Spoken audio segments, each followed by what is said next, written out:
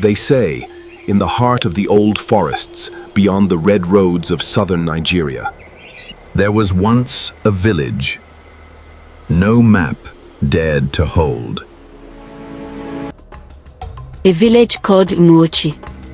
Not because it was hidden, but because people who went looking for it either came back different or never came back at all. In Umuochi, life was simple. Farmers woke before sunrise. Women sang as they fetched water from the stream. Children ran barefoot, chasing goats and laughter. But there was one thing every child was warned about from birth. Never step outside when your shadow disappears. At first, it sounded like a folktale, the kind elders tell to scare stubborn children. Until the day it happened. It began with Obina, a hunter. Strong, fearless, known for entering the deepest parts of the forest. The place even elders called Forbidden Land. One evening, as the sun was setting, Obina returned, shaking. Not injured, not chased, just different. His eyes looked heavy, like something was missing. His wife ran to him. Obina, what happened? He didn't answer. He just pointed to the ground. And that was when everyone saw it. Obina had no shadow. At first, they thought it was the angle of the sun. But no matter where he stood, no matter how the light hit him, there was nothing. No darkness following him. No outline. No trace. Just emptiness. Fear spread like harmattan fire. The elders gathered that night under the Noku tree. The oldest among them, Enz Okeke, spoke with a trembling voice. This is not ordinary. The forest has taken something. And it never takes without giving something in return. The next morning, Obina woke up a changed man. He no longer struggled. He no longer hunted. Instead, money started coming. Animals walked into his compound as if surrendering themselves. His farm produced more than 10 men combined. Gold was found in his backyard. Within weeks, Obina became the richest man in Umuochi. People forgot their fear and started asking questions. What did you do in that forest? What did you see? How can we also be like you? At first, Obina refused to speak. But wealth has a way of attracting pressure. And pressure breaks even the strongest men. One night, under the same tree where elders once warned the village, Obina finally spoke. There is something in that forest. It asked for my shadow. And in return, it gave me everything.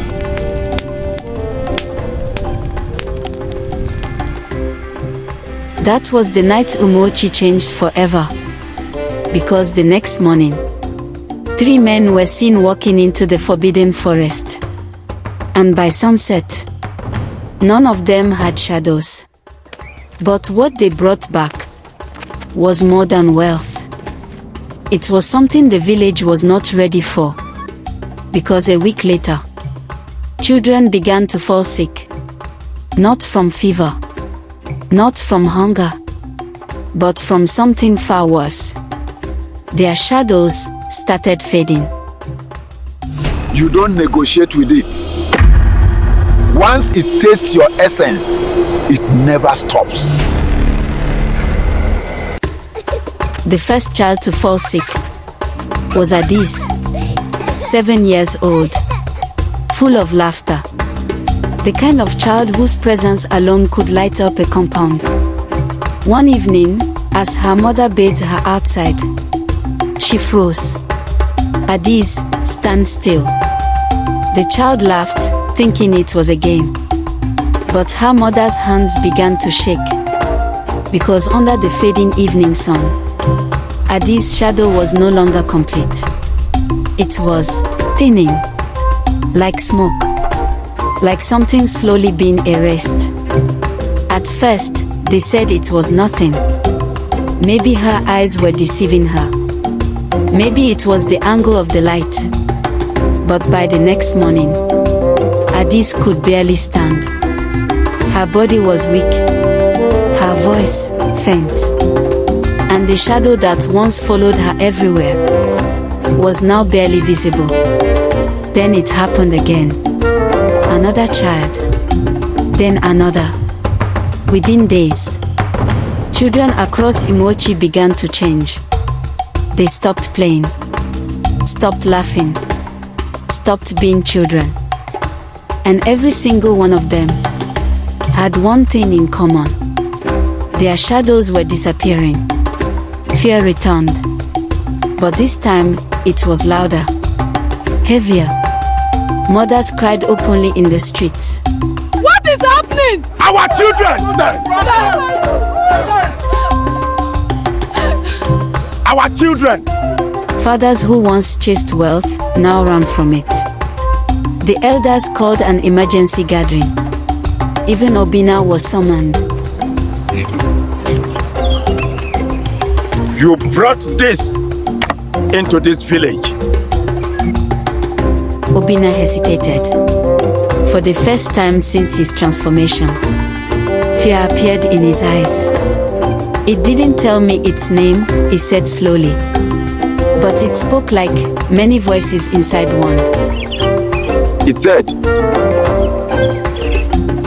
shadows are part of the soul. The entire gathering went silent.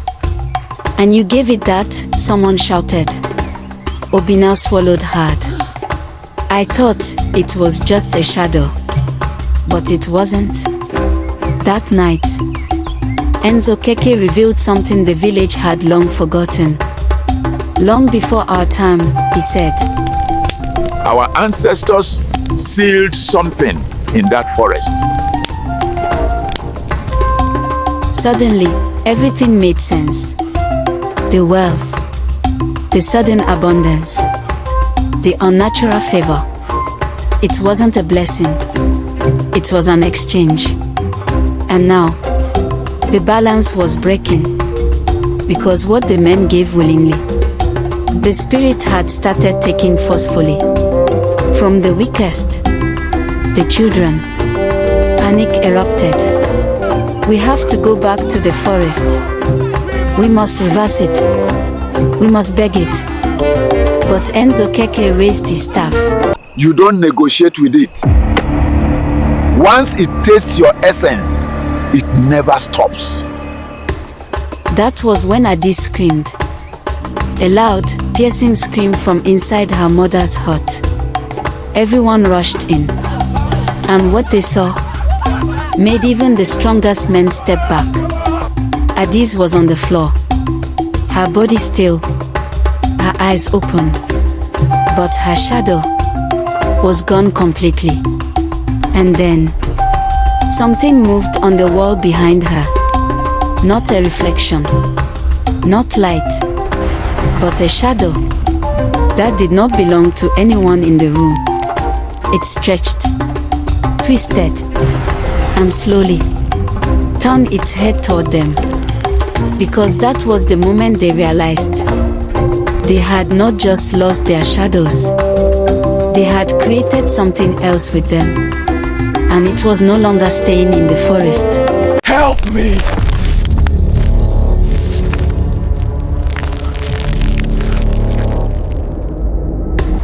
No one slept at night in Umuochi.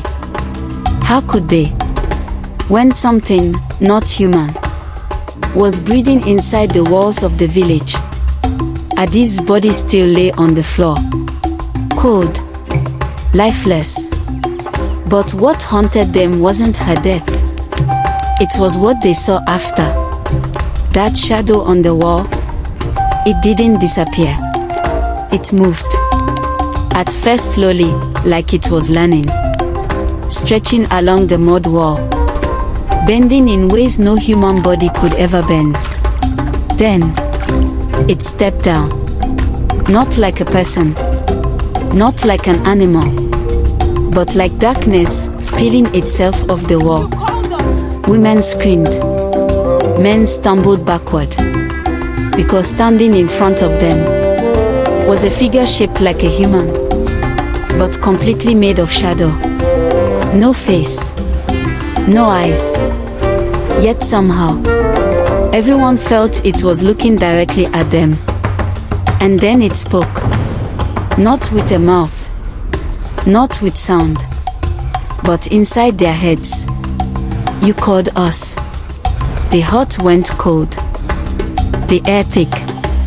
Enzo Keke gripped his staff. This is not your place. You were sealed. The shadow tilted its head. We were invited. Its form flickered. And suddenly, more shadows began to gather. From the corners of the hut. From beneath objects. From places light could not fully reach. They were coming together. Forming. You think wealth is free? The voice echoed again inside their minds. Every shadow given created a doorway. Chaos exploded. People ran out of the hut, screaming into the night. But the darkness outside felt different. Heavier. Alive. Because as they ran through the village, they began to notice something terrifying. Their shadows were no longer following them correctly. Some lagged behind. Some moved before they did. And some stood still. Then, the first attack happened. A young man named Chike, one of those who had entered the forest days ago, stopped running. His body froze. Chike, his brother shouted. But Chike didn't respond. He was staring at the ground. At his shadow. It was moving. Without him. Slowly rising. Pulling away from his feet. Like something tearing loose. Help me. Chike screamed. But no one could move. Because they could see it happening. His shadow stretched, twisted, and then ripped completely off his body. Chike collapsed instantly. And what stood in his place was another shadow figure. This one, stronger, more stable. It turned its head toward the villagers. And this time, they heard the voice clearly. More. That was when Enzo Keke shouted, "Run to the shrine! Now!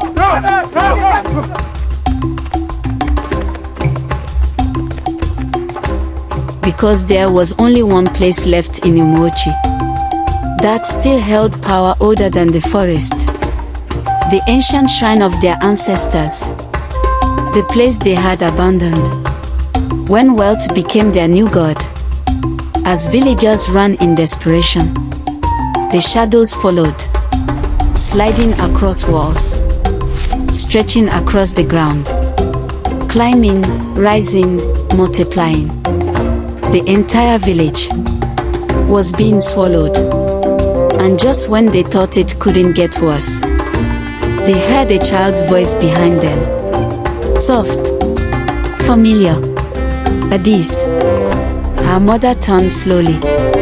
Tears streaming down her face, because standing in the darkness was her daughter. But something was wrong.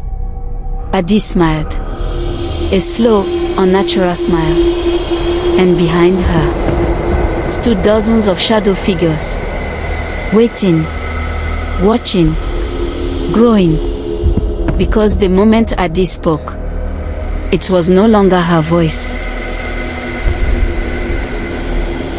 You cannot run from what you have become.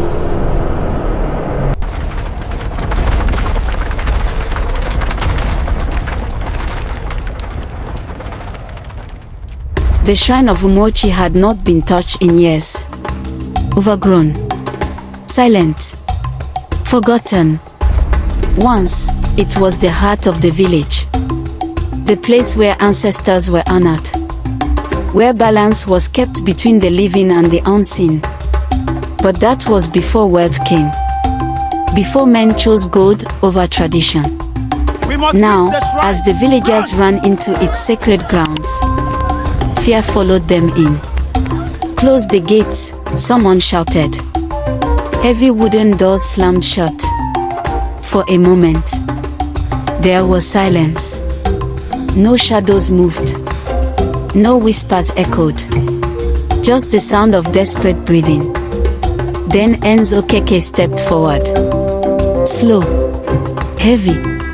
Like a man who already knew the ending of this story. We were warned. And we chose not to listen. He turned to the crowd. Mothers clutching their children. Men trembling despite their strength. The shrine cannot protect us forever, he continued. It was built to seal them away, not to fight them. A young man stepped forward, anger burning in his voice. Then what do we do? There must be another way.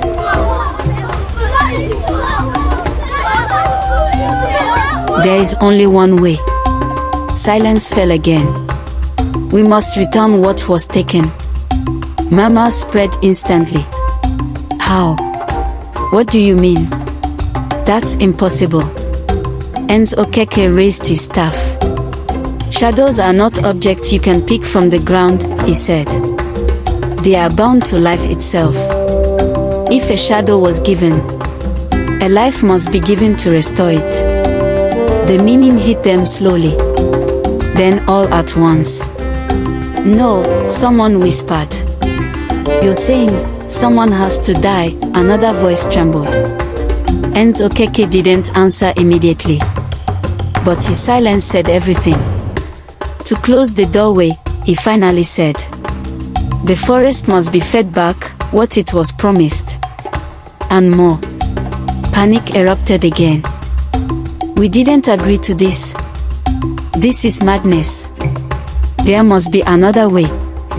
But deep down, everyone knew. There wasn't. Because just then, a loud thud hit the shrine gates. Once. Twice. Then again. Something was outside. Something many. The shadows had found them. The wooden doors began to shake. Dust falling from the frame. And then, the whispers returned. Not from outside, but inside the shrine. You cannot hide. People turned in fear. Because the shadows were already inside. Crawling along the walls. Pulling at the corners. The shrine was no longer safe. That was when Obina stepped forward. The same man who started it all. The same man who once smiled at wealth.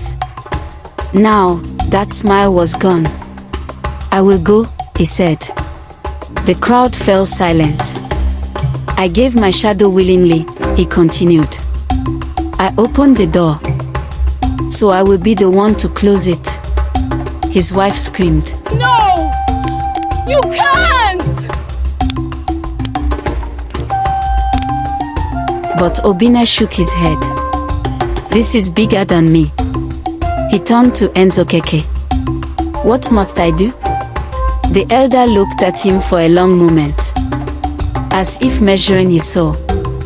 Not just you, he said quietly. Obina frowned. What do you mean? Enzo Keke's voice dropped. Heavy. Final. One life will not be enough. The entire shrine froze. Every man who gave their shadow must return to the forest. And none of you will come back. Gasps filled the air. Because now, this wasn't sacrifice. it was extinction. The men who had entered the forest days ago looked at each other. Fear, regret, reality. Outside, the gates began to crack. Inside, the shadows were growing stronger. Time was gone. Obinna took a deep breath, then nodded. We will go. One by one, the other men stepped forward. Some crying, some shaking, some already broken, but all knowing this was the price of what they chose. As the gates finally split open, darkness rushed in. The men walked out to meet it, not running, not fighting, but surrendering. And just before Obinna disappeared into the night, he turned one last time and said something no one would ever forget. Tell the children, never trade what makes them human. The gate slammed shut behind them, and outside, the forest swallowed everything. Because moments later, the screaming stopped, the shadows froze, and then, something even more terrifying happened. The ground beneath the shrine began to crack open. What was that? Mama, on the floor. Ah! No, impossible. What is happening? The ancestors. Adaeze. Look! Look at her shadow! The children, their shadows are coming back. Mother? My child! My child! No! We were promised! You call us! Make it stop! Do not fear! The balance is returning. What was taken has been returned.